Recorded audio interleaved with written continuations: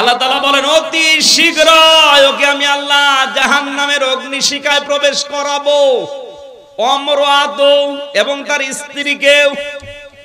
প্রশ্ন আসতে পারে তার স্ত্রীর দোষ কি নাকি? আবু লাহাবের স্ত্রীর দুইটা দোষ ছিল। এক নম্বরে নবীজির আপন চাচী সব সময় ঘরের কথাগুলো যা শুনতো ওগুলো বাইরে যেয়ে মানুষের কাছে প্রকাশ করে দিত।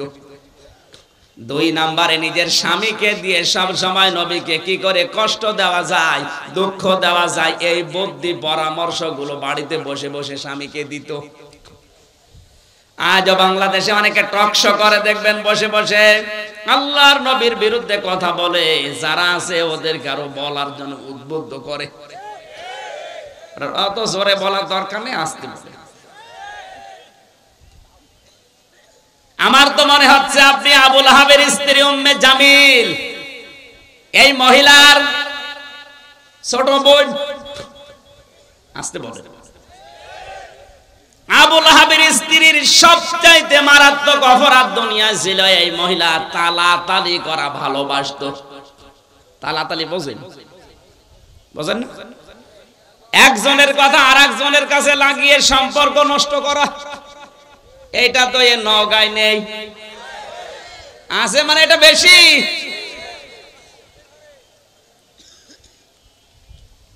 আব্দুল গাফফার ভাইয়ের সাথে অনেকের হয়তো মিল নেই। খোঁজ খবর নিয়ে দেখবেন, কাছে যেয়ে দেখবেন বিষয়টা কিছু না, শুধু তালাতালির কারণে সম্পর্ক দূরত্ব হয়ে গেছে।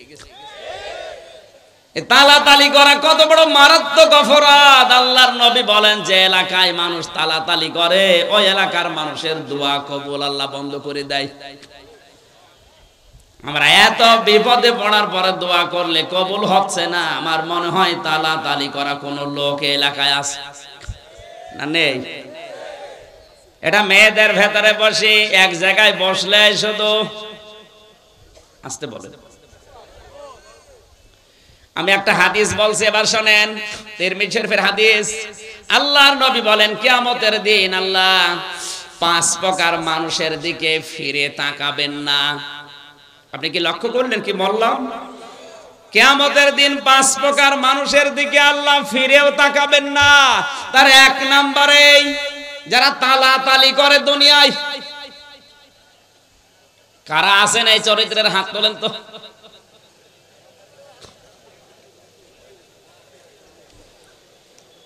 এই খেয়াল করেন, মুসা আলাইহিস সালামের জামানায় অনেকদিন বৃষ্টি বন্ধ ছিল। হযরতে মুসা উম্মতগুলোকে নিয়ে চাটিয়াল ময়দানে গেলেন। নামাজ পড়ার পরে দোয়া করলেন, আল্লাহ তুমি আমাদেরকে বৃষ্টি দাও। তিনবার মোনাজাত করার পরে বৃষ্টি হয় না।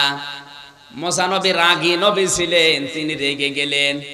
ডাক দিয়ে বলে, রব্বুল আলামিন, এগুলো নয় আমার উম্মত, আমার মায়া লাগে, কিন্তু তোমার তো বান্দা, তোমার মায়া লাগে না। আল্লাহ তাআলা বলেন, মুসা মায়া লাগে তো বৃষ্টি দাও না কেন? দেব না। তোমার বান্দা মায়া লাগে তুমি নিজে বললে, তারপরও বৃষ্টি দেবা না মানে বলছে দেব না, দেওয়াই লাগবে। আল্লাহ তাআলা বলেন, মুসা বৃষ্টি আমি দিতে পারি কিন্তু দেব না, কারণ যাদেরকে নিয়ে দোয়া করলে ওর ভেতরে নামিমা তালাতালি করা একজন মানুষ আছে, ওরে যতক্ষণ বের করে না দিবা ততক্ষণ দোয়া কবুল হবে না। হযরতে মুসা ডাক দিয়ে বলে, রব্বুল আলামিন তুমি শুধু ওই লোকটার নাম বলো, দেখো কি করে ওর ঘাট ধরে বের করে দেব। আল্লাহ তাআলা বলেন, না, আমি নিজেই নাম ধরে গীবত করতে নিষেধ করি, আর আজকে আমি নিজে নাম ধরে গীবত করব, হবে না। মুসা নবী বললেন, আল্লাহ আমি তো আর আলিমুম বিযাতিস সুদূর না, মানুষের মনের খবর আমি তো জানি না। সুতরাং এই মুহূর্তে যদি ওর নাম ধরে তোমারে বলি, এতগুলো মানুষের সামনে তুমি ওর ঘাড়ে ধাক্কা দিয়ে বের করে দিবা, অপমান হবে, আমি পারবো না। হযরতে মুসা বলে, আল্লাহ আমি তো জানি না মানুষের মনের খবর, আমি টের পাবো কি করে? আল্লাহ তাআলা বলেন, মুসা তোমাকে আমি কয়েকটা সিমটম বলি, তার ভেতরে 1 নম্বরে তুমি সবাইকে নিয়ে তাওবায়ে নাসুহা করো। মন থেকে যদি সবাই তওবা করে ওই লোকটাও তওবা করবে। আর যারা মন থেকে তাওবা করে তাদেরকে আমি আল্লাহ বেগুনাহ ব্যক্তির মতো বানিয়ে দেই। সবাইকে নিয়ে তাওবা করার পরে এবার মোনাজাত করলেন। মোনাজাত শেষ হতে দেরি, আমার আল্লাহ বৃষ্টি নাজিল করতে দেরি করলেন না। সুতরাং এখানে যদি কোনো তালাতালি করা, একের কথা অন্যের কাছে লাগানো, সম্পর্ক নষ্ট করা কোনো লোক থাকেন, আপনি চলে যান, নয়তো আজকের মাহফিল, আজকের মোনাজাত সব মাঠে মারা যাবে। চলে যান ভাই। দেখেন তো কেউ যাচ্ছে কিনা। যেটা যাবে বুঝবেন ওইটা ওই 2 নাম্বার না, এটা বাদ দেওয়া লাগবে। আমি হাসির খোরাকি দেয়নি, এটা বাদ দেওয়ার দরকার আছে না? আপনাকে কিয়ামতের দিন আল্লাহ ঘুরেও দেখবে না যে আপনি আল্লাহর বান্দা ছিলেন না বান্দি ছিলেন, তাকাবেই না। কয় প্রকার মানুষ? 1 নম্বরে যারা এই তালাতালি করে, কিছু দেওয়ার পরে খোঁটা দেয়। 2 নম্বরে যারা অহংকার করে টাকনুর নিচে কাপড় পরিধান করে। বিজ্ঞান এখন তথ্য দিয়েছে 1500 বছর আগের এই হাদিসটা, মাস ফালা মিনাল কাবাইনি মিনাল ইজারি ফিন্নার। তোমার টাকনুর নিচে লুঙ্গি পায়জামা প্যান্ট দ্বারা যেগুলো ঢাকা থাকবে ওইটা জাহান্নামে না চলে জান্নাতে আসবে না। কেন বললেন? নবীজির এই কথাকে বিজ্ঞান পরীক্ষা করে দেখেছে, মানুষের এই টাকনুর নিচে যে ছোট্ট একটা রগ আছে ওটা খুব মোলায়েম। ওটা যদি বারবার, এটা মেয়েদের পুরুষের কিন্তু আবার আলাদা। পুরুষের ক্ষেত্রে এই জায়গাটা আলো বাতাস লাগা দরকার। এই যে রগটা যদি বারবার আপনার লুঙ্গি প্যান্ট পায়জামা দ্বারা বারবার ওখানে ঘর্ষণ লাগে, তাহলে প্যারালাইসিস হওয়ার অথবা ক্যান্সার হওয়ার সম্ভাবনা আছে। বিজ্ঞান এই ছোট্ট হাদিস গবেষণা করে অনেকে আজ মুসলমান হয়ে গেছে। আশা করছি আপনি হাদিসটা আমল করবেন, শুধু নামাজের সময় না, সব সময় না, নামাজের সময়। 3 নম্বরে যারা বৃদ্ধ জিনাখোর, বুড়ো জিনাকারী, এটা এখন বাংলাদেশে দিন দিন বেড়ে যাচ্ছে। যুবক মানুষ নাকি খেপে গেলে তারে ঠেকানো যায় হাদিস কোরআন বলে, আর বুড়ো মানুষ খেপলে নাকি ওরা বাঁশ মেরেও ঠেকানো যায় না। বাংলাদেশে আজ হাজারো জায়গা থেকে আমরা মেয়েদের কান্নার আওয়াজ পাচ্ছি। যাদের রুম থেকে কান্নার আওয়াজ আসে যুবক মানুষ না, দেখবেন বুড়ো মানুষ। আসতে বলেন। আজকে দিনাজপুরের ডিসির নাম বেরিয়েছে, জামালপুরের ডিসির কথা নয়, বাদ দিলাম। এগুলো কি যুবক না বুড়ো? আসতে বলেন। এই জন্য আমার যতটুকু ধারণা, আমার যতটুকু মনে হয়, এই দেশে যাদের সম্পদ আছে, ধনী মানুষ, ওর একটা বিয়ে করলে হবে না, ওর কমপক্ষে 3-4টা বিয়ে করা লাগবে, তাও হবে না। না, এদেশে যদিও সামাজিক অবস্থায় এটা নেই, একটার বেশি 2টা বিয়ে করলে মানুষ উল্টা চোখে দেখে। কথা বলেন না কেন?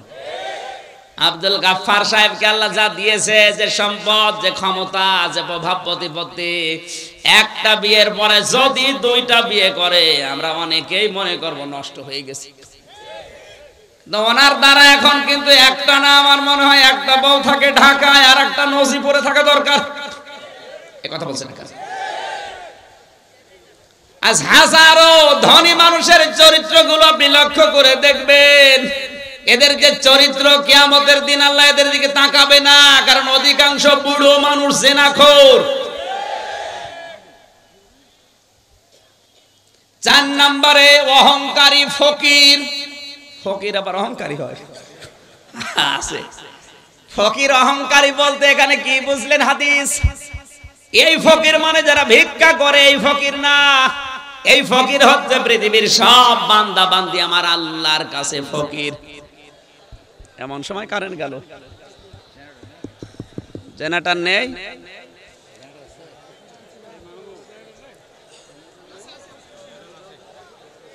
এত দেরি হলে তো সম্ভব না, ওখানে একদম বসে থাকেন। আমাদের বিদ্যুৎ অফিসের এরকম ইনফরমেশন ছিল না।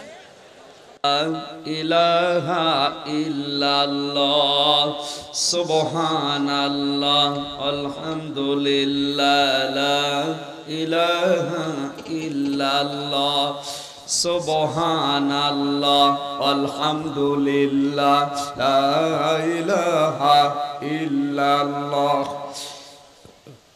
লা ইলাহা ইল্লাল্লাহ মুহাম্মাদুর রাসূলুল্লাহ। আমার ভাইরা, আল্লাহ রাব্বুল আলামিনের তুলনায় আমরা যারা পৃথিবীতে আছি, আল্লাহ বর্ণনা দিয়েছেন আল্লাহুল গনিয়্যু ওয়া আনতুমুল ফুকারা। হে পৃথিবীর মানুষেরা, আমি আল্লাহ শুধুমাত্র ধনী, তোরা সব ফকির। আল্লাহর তুলনায় আমরা কি? আরো জোরে। শুধু ফকির না, ফকিরের ঘরের ফকির। ফকির না আমরা? এই জন্য ফকির যারা আমরা, আমাদের অহংকার সাজে না। কি হনু রে, হনুমান হয়ে গেছে। অহংকার যাদের ভেতরে পয়দা হয়, এটা দূর করা লাগবে, নয়তো কিয়ামতে আপনি আল্লাহর নজর পাবেন না। শেষ নাম্বারে আল্লাহর নবী বলেন, কিয়ামতের ময়দানে ওই মানুষগুলোর দিকে আমার আল্লাহ তাকাবে না যারা, এটার বলার দরকার নেই,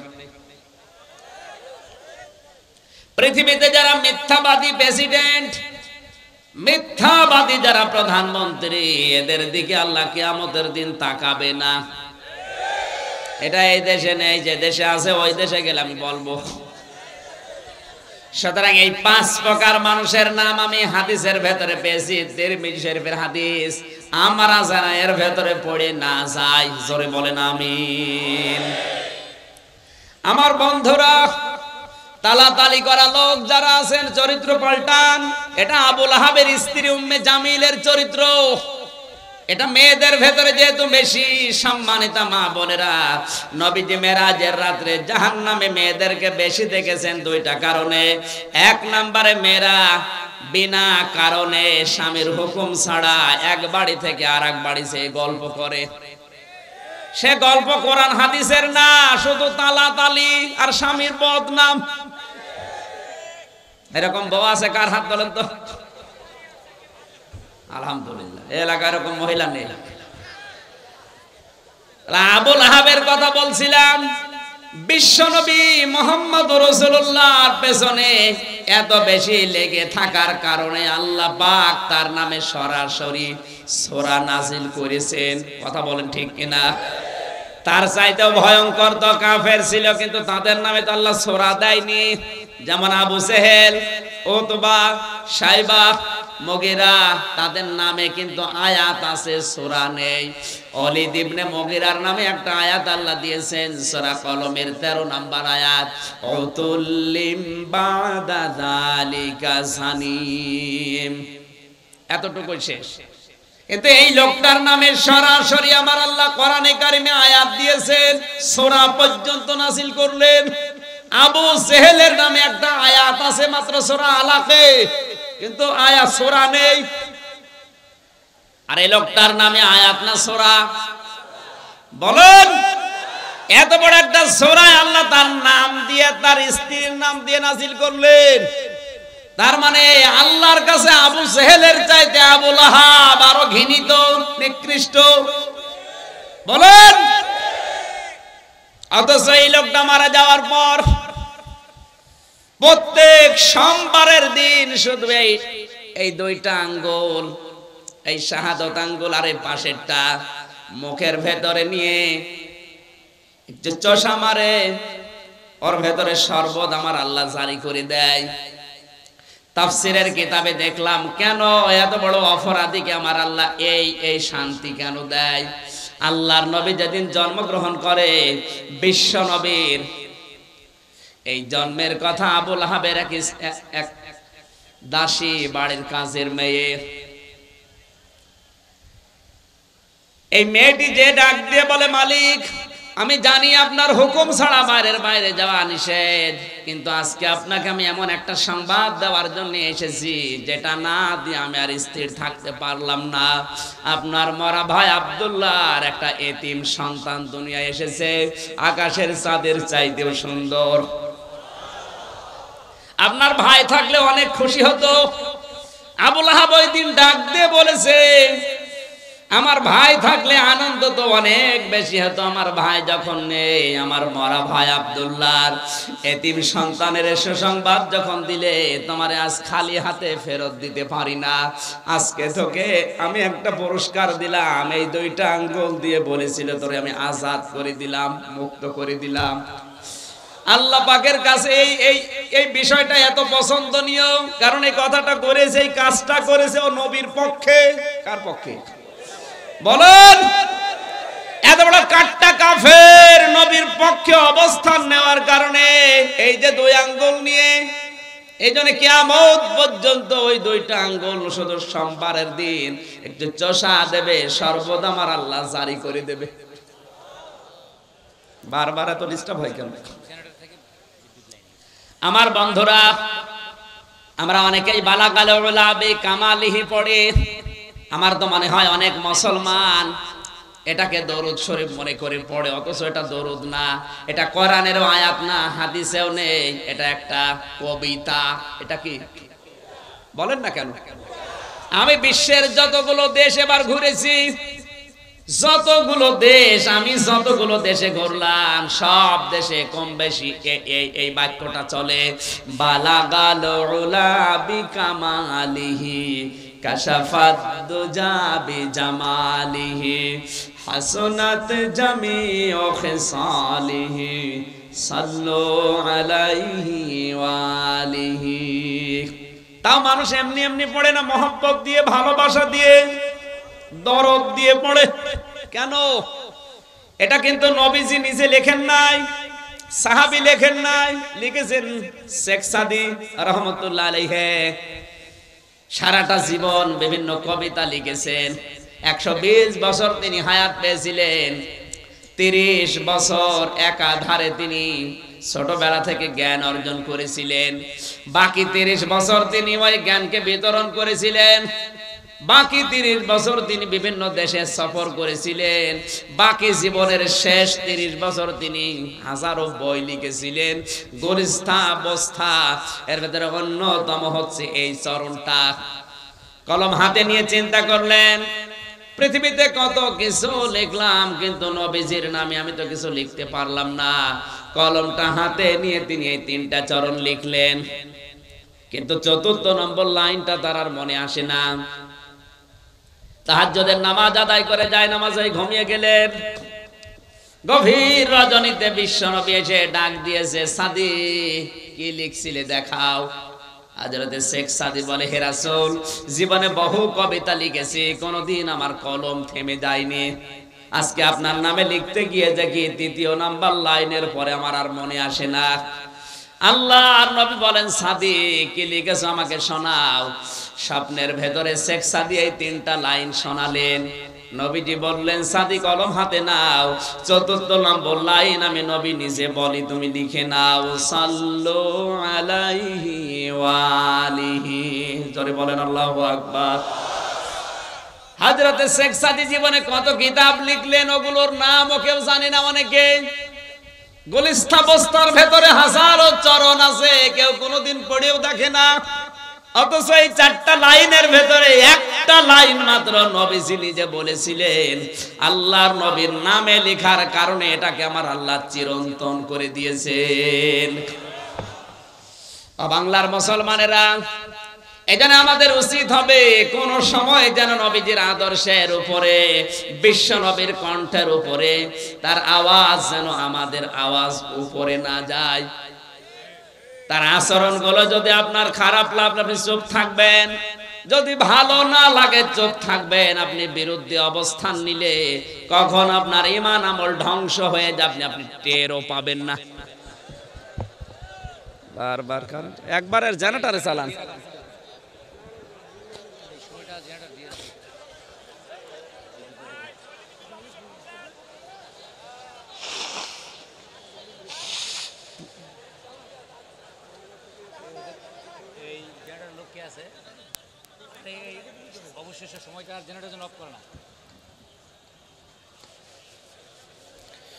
সুবহানাল্লাহ আলহামদুলিল্লাহ লা ইলাহা ইল্লাল্লাহ আলহামদুলিল্লাহ লা ইলাহা ইল্লাল্লাহ লা ইলাহা ইল্লাল্লাহ মুহাম্মাদুর রাসূলুল্লাহ সাল্লাল্লাহু আলাইহি ওয়াসাল্লাম। আমার ভাইরা 6666টি আয়াত থেকে কোরআনে কারীমের সূরা তাওবার 72 নাম্বার একটা মাত্র আয়াত আমরা পড়েছি। পড়া কোরআনে আমার আল্লাহ তার মুমিন বান্দা বান্দীদের সাথে 25টি ওয়াদা নিজে করেছেন। কয়টা? আরো জোরে। এই 25টা ওয়াদার প্রথম নাম্বার ওয়াদা আল্লাহ তার মুমিন বান্দা বান্দীদের সাথে যেটা করলেন সেটা হচ্ছে তিনি মুমিন বান্দা বান্দীদেরকে জান্নাত দেবেন। আর আসতে বলেন, এখানে ওয়াদা করছেন কে? কোথায়? কোরআনে। জোরে বলেন কয়টা? এই একটা বললাম নাম। তিনি তার মুমিন বান্দা বান্দীদেরকে জান্নাত দেবেন, এই ওয়াদা আল্লাহ কোরআনে করলেন। যিনি ওয়াদা করছেন উনি আমাদের মতো না যে সকালে এক কথা বিকালে আর এক কথা। কথা বলেন না কেন? আল্লাহ তাআলা বলেন ইন্নাল্লাহা লা ইখলিফুল মিয়াদ। আমি যদি একবার কোনো বিষয় ওয়াদা করি তামাম দুনিয়া উল্টিয়ে যাবে, আমার ওয়াদা ভঙ্গ হবে না। আর ওয়াদা করেছেন যেখানে, একে যেমন তেমন কিতাব। কত অথেন্টিক আপনাকে আমি আগেই বলেছি। কয়টা ওয়াদা? আজকের যে ওয়াদা প্রথম নম্বরে আল্লাহ তার মুমিন বান্দা বান্দীদের জান্নাত দেবেন। জান্নাত কিন্তু সবাইকে দেবেন না, দেবেন তার মুমিন বান্দা বান্দীদের। কথা বললেন না কেন? এবার আসেন তো আমার আল্লাহ ওয়াদা দিচ্ছেন কাদের সাথে? মুমিন কারা? ইন্নাল্লাহা আশতারা মিনাল মুমিনিনা আনফুসাহুম ওয়া আমওয়ালাহুম বিআন্না লাহুমুল জান্নাহ। সূরা তাওবা 111 নম্বর আয়াতে আল্লাহ তাআলা বলেন অবশ্যই আমি আল্লাহ ক্রয় করে নিয়েছি আমার মুমিন বান্দা বান্দীদের কাছ থেকে তাদের জান আর মাল বিনিময়ে তাদেরকে আমি আল্লাহ জান্নাত দিয়ে দিয়েছি। একটু খেয়াল করে শোনা লাগবে। জন্মের পর থেকে আপনি আয়াত শুনেছেন আমি জানি, কিন্তু এর ভেতরে তথ্য আছে। এখানে সরাসরি ক্রেতাকে, এই জবান খোলেন না কেন? জোরে বলুন। বিক্রেতা আমরা বললে হবে না। এখানে আল্লাহ পাক সবার কাছ থেকে কিনতে চান না। ইশতারা মিনাল মুমিনিনা, যারা মুমিন। এখন এই মুমিন কারা? আল্লাহর নবী বলেন মুমিন তো ওই লোকটা যার হাতের দ্বারা আর মুখের দ্বারা পৃথিবীর মানুষ শান্তিতে থাকে। এখানে হাত মানে শুধু এই হাত না। আল মুসলিমু মান সালিমাল মুসলিমুনা মিন লিসানিহি ওয়া ইয়াদিহি। এই লিসান মানে শুধুমাত্র এই মুখ না, ইয়াদুন মানে শুধুমাত্র এই হাত না। ইয়াদুনের ব্যাখ্যায় আমি পেয়েছি ইয়াদুন মানে ক্ষমতার হাত, ইয়াদুন মানে আইনের হাত, ইয়াদুন মানে প্রভাব প্রতিপত্তির হাত, ইয়াদুন মানে টাকা পয়সার হাত। এই সমস্ত হাতের দ্বারা মুখ মানে শুধুমাত্র এই ছোট্ট গর্ত, এই মুখ না। আপনার হাজারো মুখ থাকতে পারে, আপনার একটা ইশারায় হাজারো লাশ দুনিয়ায় পড়ে যেতে পারে। আপনি যেটা দিয়ে ইশারা দিয়েছেন মুখ দিয়ে, ওইটাও মুখ। আপনার হাতের দ্বারা প্রভাব প্রতিপত্তির হাত, ক্ষমতার হাত, আইনের হাত, টাকা পয়সার হাত, আপনার শরীরের হাত হতে পারে। এই হাতের দ্বারা মুখের দ্বারা যদি পৃথিবীর কোন মানুষ আতঙ্কে থাকে, অশান্তিতে থাকে, আপনি আর যাই কিছু করেন না কেন এখনো মুমিন হতে পারেননি। এটা বাংলাদেশে হাদিসটা মিলান তো, এদেশে এখন মুমিন বেশি না কম? কম মানে নেই।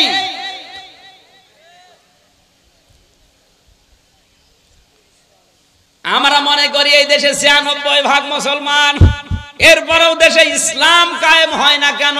না, আমার দাদা বলছিলেন ৯৬ না, বাংলাদেশে যেই দিন ৫১ মুসলমান আল্লাহর ঘোষণা অনুযায়ী তৈরি হবে, ওই দেশে ইসলাম কায়েম হতে ১৬ ঘন্টাও সময় লাগবে না। এক গরিব রিকশা চালক বহু কষ্ট করে ১ কেজি খাসির মাংস কিনে বাড়িতে নিয়ে স্ত্রীকে ডাক দিয়ে বলছে, রান্না করো, আমি গোসল করে আসি। আর স্ত্রী রান্না করতে যে চিন্তা করছে দেখি কেমন লাগে, ১ পিস ২ পিস করে মুখে দিতে দিতেও ছাতা শেষ। চিন্তা করছে আমার স্বামী আসলে আমি বলবো কি। যখন গোসল করে এসেছে তখন খাবার দিয়েছে আলু, মূলা, বেগুন। ডাক দিয়ে বলে, সেই গোশত বা মাংস কই? বলে, আপনি জানেন না, আপনি গোসল করতে গেলেন। আমি সুন্দর করে রান্না করে ঢাকনা দিয়ে ঢেকে রেখে কলে পানি আনতে গেলাম, এসে দেখি মাংস আর নেই, ওই দুষ্টু বিড়াল সব খেয়ে ফেলেছে।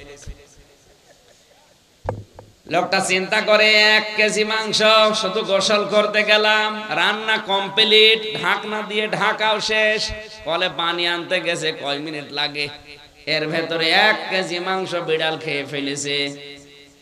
পাশে তাকিয়ে দেখে ওই বিড়াল মিউ মিউ করছে, খপ করে চেপে ধরেছে। দাড়ি পাল্লা এনে ওজন দিয়ে দেখে ১ কেজি। ডাক দিয়ে বলে, বউ, এটা যদি বিড়াল হয় সে মাংস কই? আর এটা যদি মাংস হয় সে বিড়াল কই? কারণ এই বিড়াল যদি ১ কেজি মাংস খায়, এর ওজন হবে ২ কেজি। কথা বলে না কেন? ৫১ মুসলমান যদি হযরত ইব্রাহিম নবীর আদর্শ নিয়ে তৈরি হয়, ৯৬ লাগবে না। আপনি মুমিন দাবি করলেই হবে না। অনেকেই মনে করে ছোটবেলায় আমার খাতনা করা আছে, আমি মুমিন না। মুমিনকে শুধু খাতনা করে দিলে যদি মানুষ মুসলমান হয়, তে ছাগল তো বড় মুসলমান। ছাগলের খাতনা করা নেই না, সম্ভব না। আল্লাহ তাআলা জাত তার কাছে কিনবেন, অত পাগল আমার আল্লাহ না। আল্লাহ কিনতে চায় শুধুমাত্র কারটা, আরো জোরে। সুতরাং আপনি যদি মুমিন না হয়ে মাদ্রাসা বানিয়ে দেন, আপনার মাদ্রাসা আল্লাহ নেবে না। কারণ আল্লাহ নিতে চাই মিনাল মুমিনিনা, মুমিনদের কাছে। আল্লাহর টাকা পয়সা দরকার না, আল্লাহর দরকার আপনার ইচ্ছাটা। এই কথা বলে না আমার ভাইরা, এখান থেকে আপনি শিক্ষা নেওয়া লাগবে। আল্লাহ তাআলা ইশতারা মিনাল মুনাফিকিনা দাইনি, ইশতারা মিনাল কাফিরিনা দাইনি, ইশতারা মিনাল মুশরিকিনা দাইনি। যে এসে দিলে আমি নিয়ে নেব না। আল্লাহর যদি সম্পদের খুব বেশি দরকার হতো, তাহলে তো কারুনের সম্পদ আল্লাহ কিনে নিত। আপনি আর কয় টাকার মালিক হয়েছেন? কারুনের যে সম্পদ ছিল, কোরআনে কারিমে আল্লাহ একটু টাচ দিয়েছেন মাত্র। ইন্না কারুনা কানা মিন কওমি মূসা ফাবাগা আলাইহিম ওয়া আতাইনাহু মিনাল কুনুজি মা ইন্না মাফাতিহাহু লাতানু বিল উসবাতি উলিল কুওয়া। সূরা কসস ২০ নম্বর পারা ১৩ নম্বর পৃষ্ঠা ১২ নম্বর লাইন ১০ নম্বর লাইনের ৭৬ নম্বর আয়াতে আল্লাহ জানিয়েছেন, কারণ মুসা নবীর অবাধ্য ছিল, তাকে এত সম্পদের মালিক আমি আল্লাহ বানিয়েছিলাম। ৭০ জন যুবক মানুষ লাগতো তার শুধু চাবি বহন করতে। ৭০ জন যদি যুবক লাগে চাবি বহন করতে, তো তালা বহন করতে কতজন লাগবে? আর যদি তালা এত হয়, তো বাক্স কত ছিল? আল্লাহর সম্পদের দরকার হলে আপনার কথা আল্লাহ বলতো না কোরআনে, তাহলে কারণের নাম দিয়ে দিত। কথা বলেন না কেন? বাংলাদেশের দিকে যদি আল্লাহ আয়াতটা দিত, তাহলে কিছু মানুষের নাম আল্লাহ উল্লেখ করে দিত। মুসা বিন শমশেরের নাম বলতো, সালমান এফ রহমানের নাম বলতো, আকিজ কোম্পানির নাম বলতো। আপনার কয় টাকার মালিক, আপনাকে তারা ১০ বার না ১০০ বার ১০০০ বার কিনতে পারে, বেচতে পারে। আমি আকিজ কোম্পানির ৮ দিন হাসপাতাল, যেটা আকিজের বড় ছেলে ডাক্তার মহিউদ্দিন, ঢাকা মগবাজারে 8 দিনে আমি জমান নামাজ পড়াই মাসে 2 বার। আমি দেখেছি ওদেরকে আল্লাহ যে সম্পদ দিয়েছে, বাংলাদেশের ভেতরে এখন ওরা 3 নাম্বার ধনী। 10টা ধনী যদি থাকে পুরা দেশে, ওনারা আছে 3 নাম্বারে।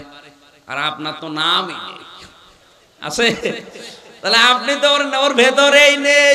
তাহলে ইশতারা মিনাল মুমিনিনা, আল্লাহ কিনতে চান কিন্তু সবারটা না। কার? আরো জোরে।